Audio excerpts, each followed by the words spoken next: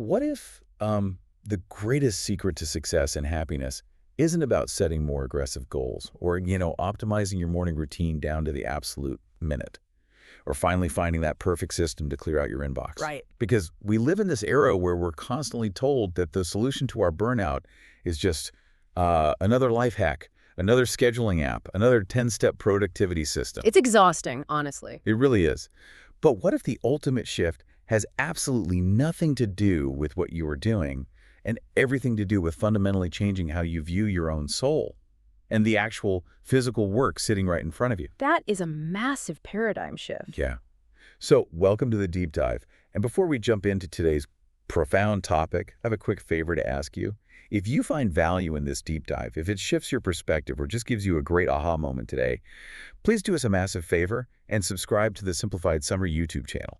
And share this audio with your fellow learners. We want to keep bringing these incredible ideas to you, and your support is the engine that allows us to do that. It genuinely keeps the lights on. It allows us to spend the hours required to really sift through these monumental texts. So thank you for being part of this community. All right, let's lay out our mission for today. We are plunging into an absolute mountain of profound thought. We have a formidable stack of sources here covering the complete works of Swami Vivekananda. Specifically, we're drawing from volumes 1, 2, and 3. Huge volumes. Yeah, incredibly dense. And our objective is to extract the absolute core insights of this historical titan. This is the thinker who essentially bridged the gap between ancient Eastern philosophy and the modern Western mind right at the turn of the 20th century. Setting the historical and really the psychological stage here is crucial for you as a listener. We aren't just looking at some ancient religious text or a dusty philosophical treatise that has no bearing on our modern anxieties. When these works were first published and circulated, they were actually described as a charter of faith. But even beyond that historical context, for the modern era, which, let's be honest, often feels like it's in a state of general disintegration. Pulling our attention in a million different directions. Exactly. Through screens, endless obligations. Vivekananda's words were intended to be a solid rock where a weary society could just lie at anchor. We are going to unpack some truly radical concepts today. The idea of universal acceptance over mere tolerance, the shocking true nature of the human soul, the hidden secret of your daily work, which he calls karma yoga, and the pursuit of a very practical, very real state of fearlessness. Yes. I want to start by framing this setting because the context of where these ideas first exploded onto the world stage is, well, it's incredibly cinematic. Let's travel back to September 1893. The place is Chicago, USA. The event is the world's Parliament of Religions. Such a wild historical moment. To give you a sense of the atmosphere, this is happening concurrently with the massive World's Columbian Exposition. Chicago has built a white city. It features the world's first Ferris wheel, dazzling displays of electricity, and just the absolute peak of Industrial Revolution optimism. It was a massive, unprecedented gathering, a real flex of Occidental modernization, Chicago in 1893 was eager, teeming with life, maybe a bit chaotic, but striving for some grand future unity. It represented the peak of material and technological progress at that exact moment in history. And the text paints this vivid picture of a profound contrast. You have the West, which the introduction describes as a young, tumultuous sea of mind overflowing with energy, self-assurance, and modern industrial power. And then stepping into this tumultuous sea, you have Swami Vivekananda representing the East. The contrast is so stark. He's described in the sources as an ocean, calm with long ages of spiritual development, backed by thousands of years of continuous, unbroken national thought, dating all the way back to the ancient Vedas. It's a literal clash of two mind floods. Think about the psychological arena he stepped into. He arrives on this platform, a relatively unknown monk in a yellow robe, facing an audience that largely views their own Western, industrial, and religious paradigms as the undisputed pinnacle of human achievement. Yeah, the confidence in that room must have been staggering. Totally. But he doesn't step up to the podium to preach a sectarian dogma or to try and convert people to a narrow belief system.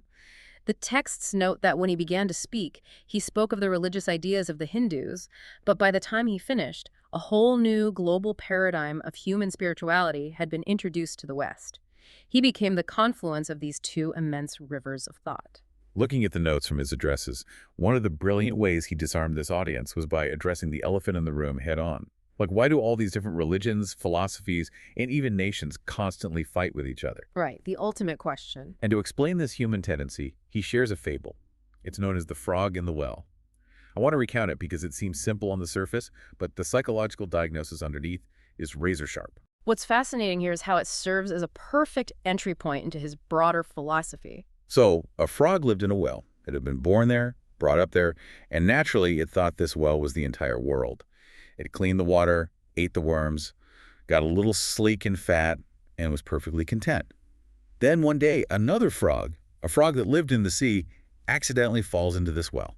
A rude awakening for both amphibians. Definitely. The well frog asks the newcomer, "Where are you from?" The sea frog replies, "I am from the sea." The well frog, naturally skeptical of anything outside his immediate experience, asks, "The sea? How big is that? Is it as big as my well?" And he takes a leap from one side of the well to the other. I love the visual of this. The sea frog laughs and says, "My friend, how do you compare the sea with your little well?" So the well frog takes another, much bigger leap and asks, "Is your sea this big?" The sea frog replies, "What nonsense you speak, to compare the sea with your well." And this is where the psychology of the well frog becomes incredibly relevant to human behavior. The well frog immediately gets defensive. He concludes, "Well then, nothing can be bigger than my well. There can be nothing bigger than this. This fellow is a liar, so turn him out." Taking a step back to analyze that reaction, Vivekananda wasn't just telling a cute animal fable to entertain a crowd in Chicago. He was diagnosing a fundamental human flaw. We all sit in our own little wells. We really do. He explicitly points this out in his address, essentially holding up a mirror to the religious leaders in the room. He says the Hindu sits in his well and thinks it's the whole world. The Christian sits in his well. The Mohammedan sits in his well. Everyone assumes their enclosed, familiar reality is the absolute totality of existence. And when someone comes along with a reality that is as vast as the sea, a perspective that threatens the boundaries of our little well, our instinct isn't curiosity. Our instinct is to reject them as a liar. We actively try to expel them to protect our ego and our comfort. This highlights the root of sectarianism, bigotry, and fanaticism. Vivekananda made a bold declaration to that parliament that we have to move beyond this defensiveness. He stated he was proud to belong to a religion that taught the world not just tolerance, but universal acceptance. Let me pause on that distinction because I think in modern society we hold up tolerance as the highest virtue. We have zero tolerance policies. We teach tolerance in schools. Why is Vivekananda pushing past tolerance to universal acceptance? Isn't tolerance enough? That is a crucial distinction to make. Tolerance actually carries a subtle undertone of arrogance. If I say I tolerate you, the implication is that I believe I am right and I believe you are fundamentally wrong, but I will graciously put up with your existence because I am polite or civilized. Oh, wow. Yeah, it's like a veiled superiority. Exactly. It maintains a hierarchy. Universal acceptance is a massive paradigm shift. It is the belief that all paths, however crooked or straight they appear from our limited vantage point, ultimately lead to the same universal truth. It acknowledges that the sea frog and the well frog are both experiencing water. They just have different capacities for understanding its vastness. So for you listening right now, taking this ancient wisdom and applying it to your Tuesday afternoon, where are your wells? We all build them. Maybe it's in your career. You might think your industry's way of doing things or your specific department's workflow is the only valid way to operate. Or maybe it's your political echo chamber, where you only consume media that reinforces your existing worldview. Right. We build these wells, we get comfortable, and we feel safe. Vivekananda is challenging you to recognize your own defensiveness when a sea frog jumps into your life. When a massive, disruptive new perspective challenges your worldview, do you immediately call it a lie? Or do you have the courage to realize your well isn't the whole universe? It requires a profound vulnerability to admit the limitations of your well. And speaking of expanding boundaries, we have to look at how Vivekananda fundamentally redefines the soul itself. This brings us to the core text he draws his philosophy from, the Vedas. Let's talk about the Vedas, because when a modern listener hears that term, the immediate image is of ancient, dusty scrolls locked away in a museum, completely disconnected from modern science. But Vivekananda's definition is incredibly modern. He uses an analogy that makes it instantly relatable. He says the Vedas are not books at all in the traditional sense. Right, it's not ink and paper. No. The word implies an accumulated treasury of spiritual laws discovered by different persons in different times. He actually compares it to the law of gravity. That is a brilliant framework. The law of gravity existed long before Isaac Newton observed an apple falling, or before anyone else quantified it, and gravity would continue to operate perfectly even if all of humanity entirely forgot about it, or if every physics textbook burned. The spiritual laws work the exact same way, according to the text. They govern the moral, ethical, and spiritual relations between souls, and they exist independently of time or human acknowledgement. The people who discovered these laws are called rishis, which translates to perfected beings or seers. And it's worth noting that the text explicitly mentions some of the very greatest of these discoverers were women, which is a surprisingly progressive acknowledgement for an ancient tradition being explained on a world stage in 1893. Yeah, that really stood out to me. It shifts the ultimate authority from a physical piece of paper or a specific historical institution to the eternal laws of nature itself. From that foundation, Vivekananda tackles the concept of creation, and his synthesis requires us to really stretch our conceptual muscles. He argues that creation is without beginning and without end. Okay, let's slow down and break down the logic he uses there because it's a dense philosophical proof. If I'm raised in a traditional Western framework, I'm usually taught there was the defined moment of creation, a beginning. God said, "Let there be light," or the Big Bang happened. How does Vivekananda dismantle that? He uses a logical proof based on the nature of change. He posits, if there was a time when literally nothing existed, where was all the cosmic energy? Where was the potential for the universe? If you say it was stored in God as potential energy, and then at a specific moment it became kinetic energy to create the universe, that implies a change occurred within God. Because going from resting potential to active kinetic creation is a mutation. Precisely. And in philosophical logic, anything that mutates or changes is a compound, meaning it is made up of interacting parts. And everything that is compound must, by the laws of physics and nature, eventually break down and be destroyed. Therefore, if God changes, God is a compound, and a changeable God would eventually die, which is an absurd conclusion for an eternal being. So to avoid the paradox of a dying God, the only logical conclusion is that creation never had a starting point. Yes, he uses a very visual concept to explain this. Creator and creation are two parallel lines running infinitely, without beginning or end. God is the ever-active providence, evolving systems out of chaos, letting them run their course, and then destroying them or letting them dissolve back into potential over and over again, cycle after cycle, for eternity. That reframing of the cosmos is mind-bending. But here is where it gets highly personal regarding how we view ourselves within that infinite creation. This is probably one of the most radical psychological shifts in the entire text. Vivekananda asks listener to close their eyes and try to conceive of their own existence. It's a great thought experiment. When you say, "I am doing this" or "I feel this," what comes to mind? Usually it's the physical body. But he vehemently asserts that man is not a body with a spirit inside it. He's a spirit that happens to be using a body. The body will eventually fall away, but the I continues. Which leads to his passionate, almost aggressive rejection of a very common concept in Western theology, the idea of humanity as inherent sinners. He does not hold back on this point. None at all. He references a grand Vedic proclamation, "Hear, ye children of immortal bliss." To call man a sinner, he declares to the audience, is a standing libel on human nature. Let me play the skeptic for a second on behalf of the audience. A standing libel on human nature. It sounds beautiful, but isn't a sense of sin, or at least a deep acknowledgement of our fundamental flaws, necessary for moral growth? If we don't think we are broken, why would we try to fix ourselves or act ethically? That is the exact counter-argument he was facing, but we have to look at the psychology of motivation. Guilt and inherent wretchedness are terrible long-term motivators.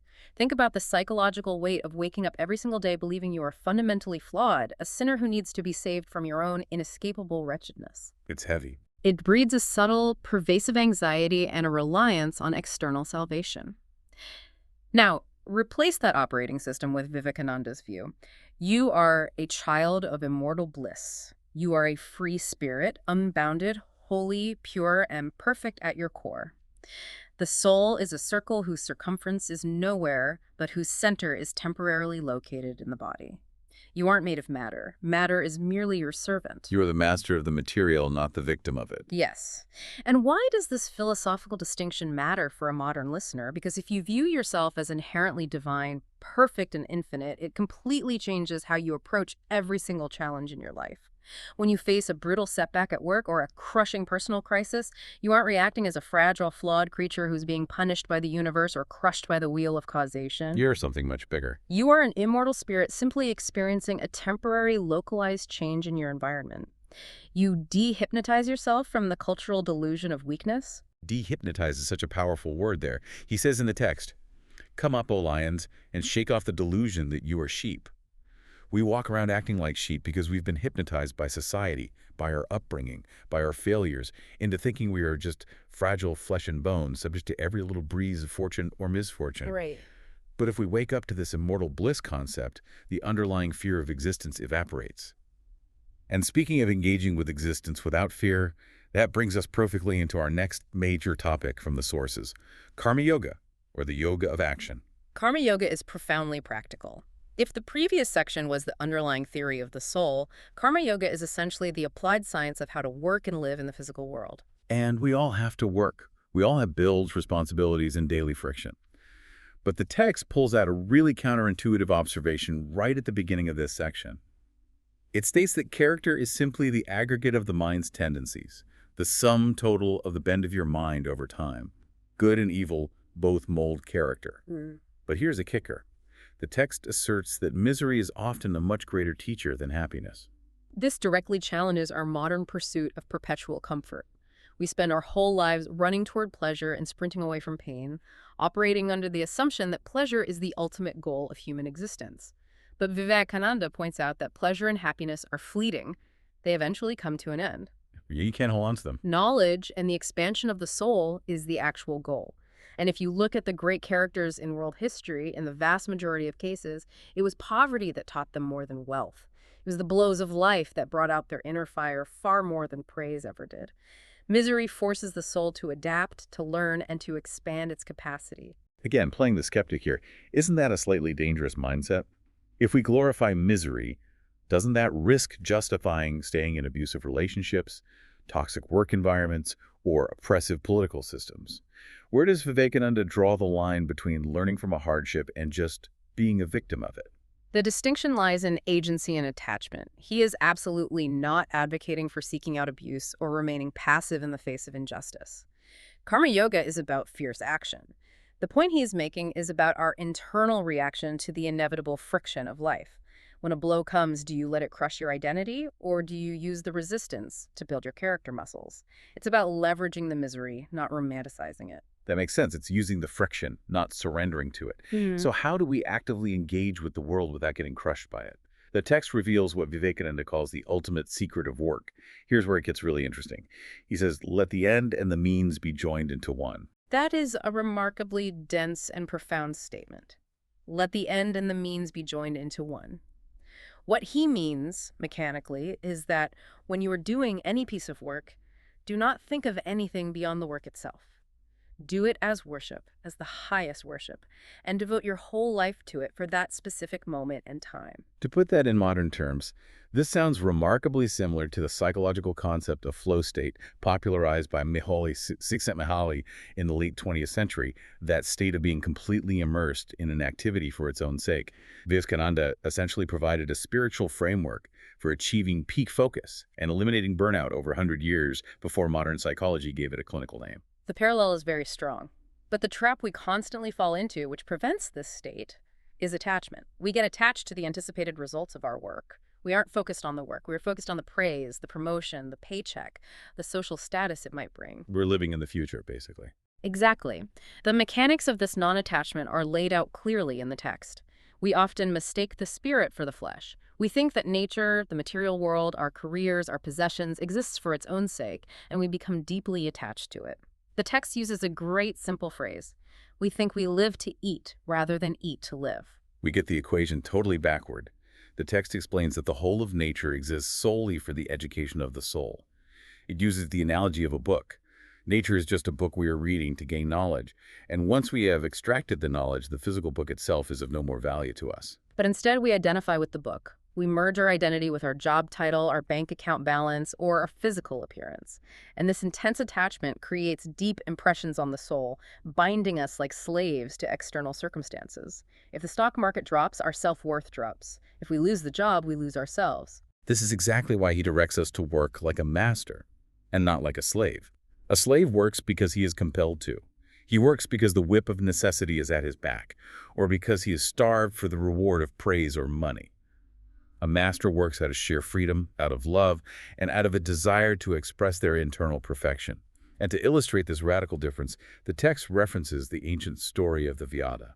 The story of the Vyada is fascinating. In ancient Indian society, a Vyada was a butcher or a hunter. This was considered a very low, gritty, almost outcast profession.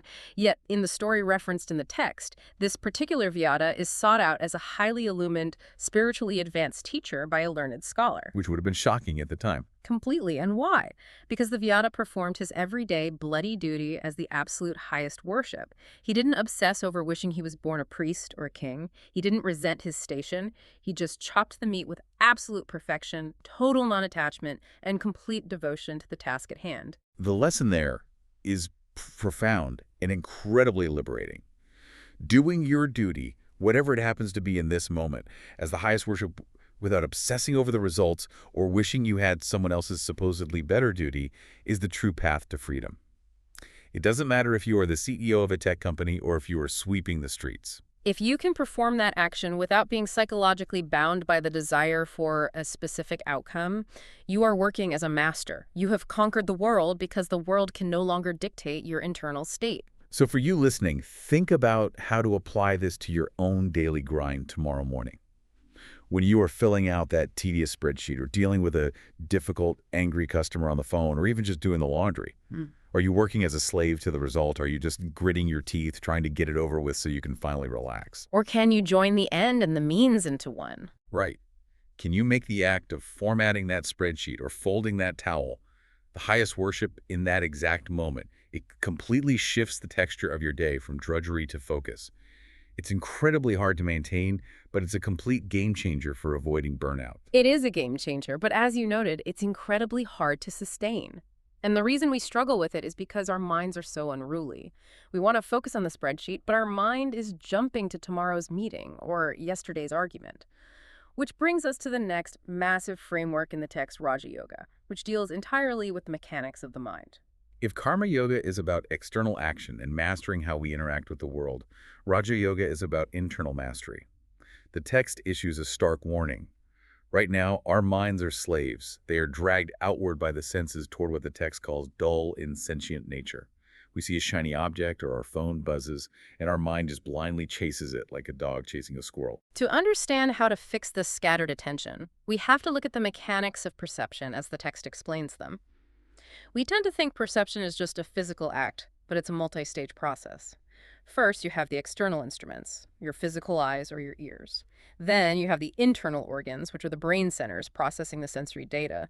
Finally, and most importantly, you have the mind itself. So it's a chain. All three of these, instrument, organ, and mind, must align and attach themselves to an external object for you to actually consciously perceive it.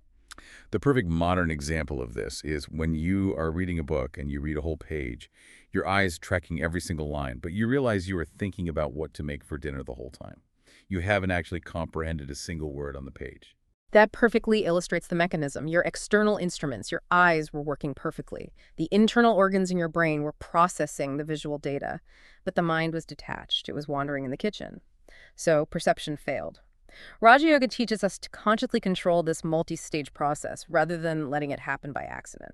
The first major step discussed is called pratyahara, which translates to withdrawing the mind from the senses. It's the trained ability to tell your mind, do not attach to that sensory input. In the modern context, the smartphone is the ultimate enemy of pratyahara. It is an engine designed by thousands of engineers to force your mind to attach to external sensory input via notifications and endless feeds. Which is why this ancient practice is more relevant now than ever. Once you build the muscle to withdraw the mind, pratyahara, you can move to the next stage, dharana, which is concentration. This is the act of forcing the withdrawn mind to attach to only one organ or object at a time at your command. But as the text astutely notes, the mind is a slave to habit. We constantly hear self-help gurus say, be good, be focused, be present, but very few tell us how to actually achieve that state. The how requires grueling, repetitive mental training through these techniques. The text actually offers highly practical advice on the how. It's not just abstract theory. It recommends practicing this focused concentration at least twice a day. And specifically, it suggests doing this during the calm transitions between night and day, early morning and early evening twilight. The reasoning is that these are periods of relative calmness in nature, and our physical bodies naturally have a tendency to become calmer at those transition points. We are advised to surf that natural wave of calmness. It's about aligning your internal training with external environmental advantages. There's also a strict Indian tradition mentioned in the text that I find fascinating in its psychological leverage. They teach children, and adults practice this to fast until they have completed their concentration or worship practice for the day. You use the sheer force of hunger to break your own laziness. It's intense, but effective. Yeah. If you know you don't get breakfast until you've sat down and done the hard work of mental training, you're going to do it. Yeah. It forces the habit until it becomes as natural as bathing. That speaks to the required discipline. However, if we connect this to the bigger picture, the text makes a crucial, uncompromising point. All this mental training, the concentration, the fasting, the breathing exercises is completely useless and potentially even psychologically harmful without a massive, solid ethical foundation. You can't just skip to the end. No, you cannot hack your way to spiritual mastery. Before you can truly master the mind, you must observe the universal vows known as the yamas. Let's list those yamas: non-killing, truthfulness, non-stealing, and chastity. The text states unequivocally that these must be practiced by every single soul, irrespective of nation, country, or position. You cannot build a skyscraper of spiritual concentration on a swamp of unethical behavior. The psychology behind this is practical, not just moralizing. If your daily life is full of lies, if you are stealing, or if you are engaging in violence or intense sensual indulgence, your mind will be in a constant state of chaotic vibration, constantly looking over its shoulder, managing deceptions, or craving the next hit of dopamine. A mind in that state of agitation will never achieve pratyahara. It will never be calm enough to concentrate. I want to examine these yamas through a modern lens, especially non-killing. In a complex, interconnected modern society, how does that apply? Does that mean I can't swat a mosquito? Does it mandate strict veganism? Or does it extend to systemic harm, like the ethical practices of the corporations I work for or buy from? The text and broader Vedic tradition usually interpret non-injury, or ahimsa, not just as avoiding physical murder, but avoiding harm in thought, word, and deed to any living creature as much as practically possible. It's a spectrum. Swatting a mosquito might be necessary for self-preservation from disease, but the underlying principle is to minimize the friction of cruelty in your life. Making conscious choices. Yes, if you are participating in systems that knowingly cause mass suffering, that generates a subtle psychic disturbance that will inevitably block your own internal mastery. The goal is to purify the instrument of the mind.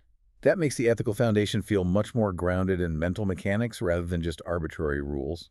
So, let's assume we are working on our ethics and we are practicing concentration. Where does this eventually lead? According to the sources, it leads to the path of knowledge, what the text calls Jnana Yoga, and a profound concept called Practical Vedanta. And here we run straight into the fundamental philosophical puzzle of the ages. The problem of the infinite and the finite. This is where the philosophy gets incredibly deep. The text asks the ultimate question. How did the infinite, the absolute, the unchangeable perfection become this finite, ever-changing, deeply imperfect universe? How did perfection birth imperfection? It is the ultimate question of theology and philosophy. And the Hindu answer, as articulated by Vivekananda, is breathtaking in its intellectual honesty. He says some thinkers try to invent big, complex scientific or theological names to bridge the gap and explain the mechanics of creation, but naming a mystery isn't explaining it. The sincere Hindu answer to how the perfect became the imperfect is simply, I do not know. I do not know. It is so refreshing to hear a spiritual titan admit that. It's a concession of the limits of the human intellect. But, he continues, while we cannot explain the how, the fact remains that we perceive ourselves as limited, imperfect, and separate. This perception of limitation, this persistent illusion of a manifold, fragmented universe is called Maya. Let's unpack Maya, because it's often misunderstood in the West. If I stub my toe on a heavy oak table, the table definitely feels real. The pain is real. How can the text claim the world is an illusion? Maya isn't claiming that the world doesn't exist or that your toe doesn't hurt.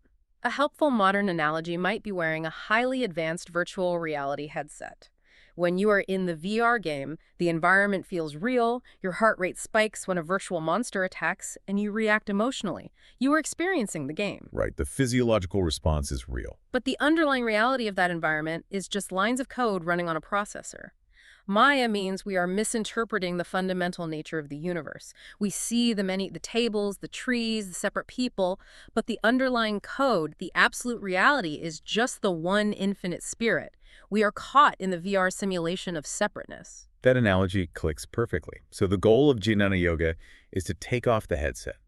And to explain how to do that, the text uses a brilliant ancient analogy of a dusty mirror. We all want to see reality. We want to see God or truth or our true nature. So people think, I need to completely change my external environment. I need to run away to a cave in the Himalayas or retreat to a silent forest or fast for 40 days to see the truth. The geographic cure. Exactly. But the text says, imagine your mind is a mirror and the reality is constantly trying to reflect in it. If the mirror is covered in thick layers of dust, the dust of attachment, selfishness, ego, and ignorance, it doesn't matter if you take that mirror to a sacred cave or a holy forest. It is still not going to reflect anything. Changing the external environment does nothing to change the state of the internal instrument. Wherever you go, there you are. But once the mirror is polished, once the dust of selfishness is wiped away through Karma Yoga and Raja Yoga, the reality is seen exactly as it is, reflecting perfectly right where you're standing. You could be in the middle of a chaotic stock exchange floor or sitting in traffic or in your office. You don't need to go anywhere to find the infinite. You just need to clean the mirror. This leads directly into what Vivekananda calls practical Vedanta. If the absolute reality is everywhere, and if the soul within you is the exact same divine code, the same spirit within me and within every single person you interact with, then the fictitious differentiation between religion and everyday life must vanish entirely. Life itself becomes religion. So what does this all mean? There's a line from the text that sums this up beautifully. Yeah. To labor is to pray. Yes. There is no secular versus sacred. To an awakened mind, the workshop, the study, the factory floor, and the farmyard are as true and fit scenes for the meeting of God with man as the cell of the monk or the door of the grandest temple. Serving mankind is quite literally worshiping God because mankind is the manifestation of God. This makes Vedanta intensely practical for the modern person. You don't need to abandon society to be spiritual. You need to fundamentally change your vision of society. You need to train yourself to see the divine in all. And when you actually start practicing that, when you start seeing the divine in all people, and most importantly, in yourself, what is the natural psychological result? The text points to a very powerful ancient Upanishadic word, abhay, fearlessness. This is a crucial culminating point of his philosophy. Vivekananda highlights that there is really only one crying sin in the world, and that is weakness. All misery, all evil, all cruelty comes from a deeply ingrained sense of weakness, limitation, and fear. We lash out because we are afraid. We steal because we fear scarcity. It's all rooted in that well frog mentality. It is. We must dehypnotize ourselves from this illusion of weakness. And it's vital to note that abh is the only adjective applied to both God and man in these ancient scriptures. Fearless. Because logically, if you realize you are the infinite spirit playing a temporary role in a body, what is there left to fear? Fire cannot burn the spirit, water cannot drown it, swords cannot pierce it. Even death is reframed simply as a change of garments. It's an incredibly empowering, almost invincible stance to take in life. But it also dictates a radical shift in how we treat others. If you want to help the world, you don't condemn the weak. You don't sit on a moral pedestal and tell them they're wretched sinners who need to repent. Condemnation only reinforces the hypnosis of weakness. It drives them deeper into the illusion of their own unworthiness. The text instructs that you must go down to their level and help them grow from where they are. You look past their apparent degradation, past their mistakes and their dirt, and you choose to see the effulgent, resplendent self hidden within them. You address the God in them, not the flaw in them. You speak to their strength. That is true, applied Practical Vedanta. It is a framework of radical empathy based on strict ontological equality. We are all essentially the exact same being, experiencing different degrees of Maya. And this concept of how we help each other seamlessly transitions into the final major themes of our deep dive: the mission of humanity, the role of the spiritual teacher or guru, and the synthesis of global cultures. Let's examine the hierarchy of charity laid out in the text, because it really flips our modern, materialist, philanthropic priorities completely upside down. When we think of charity today, we usually think of donating food to a food bank or funding a hospital. And Vivekananda acknowledges that giving food is great. Saving a physical life is even better. Giving secular knowledge, like basic education or job training, is better still, because it opens the eyes and provides long-term survival tools. But he poses a question, what is the absolute highest gift? According to the text, the highest gift of all is giving spiritual knowledge. Why? Because it saves the soul from the endless cycle of birth, death, and suffering. It targets the root cause of all misery, which is ignorance of our true nature. Giving someone a meal solves their hunger for a single day. Giving them spiritual knowledge awakens them to their immortal nature forever. Let's add some nuance here, because someone might argue, you can't preach philosophy to a starving person. Vivekananda actually agreed with that in his broader life's work, famously stating that religion is not for empty bellies. Physical needs must be met. But in the ultimate long-term hierarchy of human liberation, addressing the spiritual ignorance is the only permanent cure for human suffering. However, this highest knowledge cannot simply be bought on Amazon or fully absorbed just by reading a summary in a book. The text is very clear on the necessity of a guru. In the age of YouTube masterclasses and self-proclaimed life coaches, what does the text actually mean by a guru? It asserts that the soul needs a quickening impulse to truly wake up. Just as a dormant seed needs the right combination of soil, water, and sunlight to sprout, the human soul needs an energetic impulse from another living, already awakened soul. That human transmitter of spiritual energy is the guru. And the relationship required to actually receive this impulse is so radically different from our modern transactional mindset. We are deeply conditioned by the $5 for a lecture mentality. I pay you a subscription fee, you give me information, the transaction is complete, and I judge the information critically. But the text says, receiving true spiritual knowledge requires a relationship of deep faith, intense humility, and genuine veneration. You have to lower your defenses and open your heart completely to the influence of the teacher. You cannot approach it with a defensive, highly critical ego and expect to be transformed at a soul level. It's a transmission of life force, not just a data transfer to the intellect. And taking a macro view of this concept, Vivekananda saw his own role as a transmitter not just between individual students, but between entire global cultures. If we connect this back to the historical context of the Chicago Parliament, he was actively trying to synthesize the East and the West. The merging of the two mind floods we discussed at the beginning. Yes. He believed that the raison d'etre of the Hindu mind, its core vitality and contribution to human history, was deep spiritual transcendentalism, the daring courage to tear the veil off material nature and look at the infinite beyond. That is India's grand gift to the world. But he was also a pragmatist. He recognized clearly that India, at that time, desperately needed something from the West: organizing power, scientific material knowledge, the ability to bring the best results out of the smallest causes, and a robust framework for social liberty and equality. He envisioned a massive cultural fusion. He wanted the soaring intellect of a Shankara combined with the infinite compassion of a Buddha, fully integrated with the organizational genius and technological power of the West. But, and this is a massive caveat in the text that feels very relevant in our globalized world, he issues a severe warning against mere imitation. He argues that each nation, like each individual, has a principal note, a specific center of vitality. For India, he claimed, that center is religion and spirituality. If a nation attempts to throw off its foundational national vitality to blindly imitate the success of another, for example, if India tried to drop its spiritual heritage to just become entirely focused on Western-style political commercialism, that nation will spiritually and culturally die.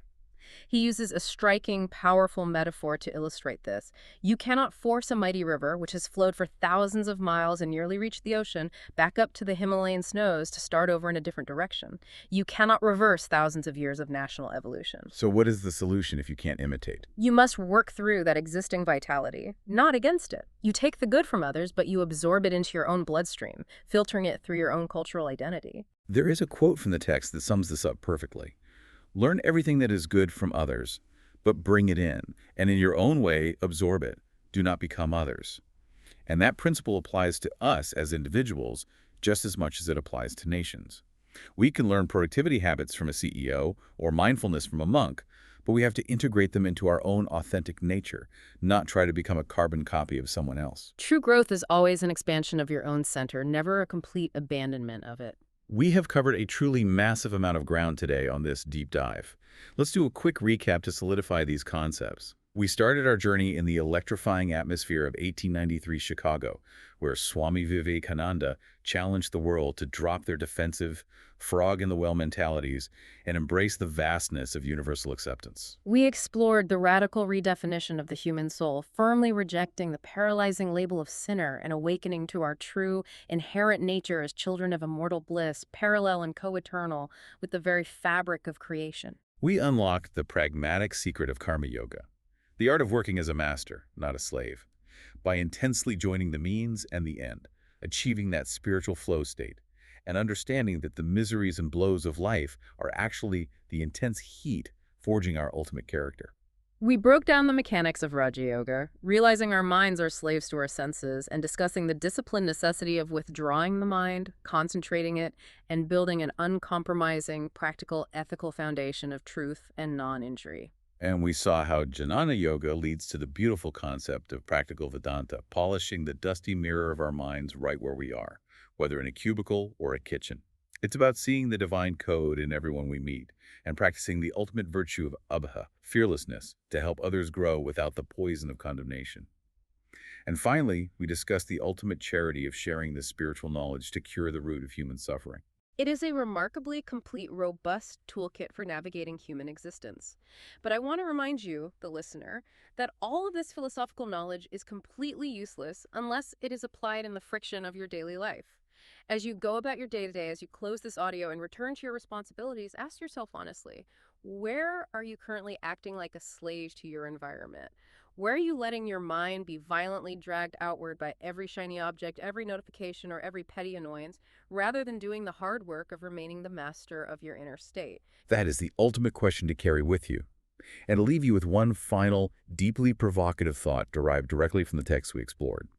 The text mentions that to a truly awakened mind, a mind that has successfully polished the mirror and glimpsed the infinite, this entire, massive, awe-inspiring physical universe is seen as nothing more than a tiny mud puddle. The concepts of space and time literally become non-existent illusions. So I want to challenge you to ponder this as you go about your week. If the entire cosmos, all the blazing stars, the swirling galaxies, and the millennia of human history is truly just a tiny drop in the infinite ocean of your own true immortal nature, how much smaller do the stresses of your daily inbox, your social anxieties, and your temporary career failures truly become? It really shrinks the mundane anxieties down to their proper insignificant size. It completely changes the scale of reality. Thank you so much for joining us on this deep dive into the complete works of Swami Vivekananda. Keep questioning your wells, keep polishing that mirror, keep learning, and we will catch you next time.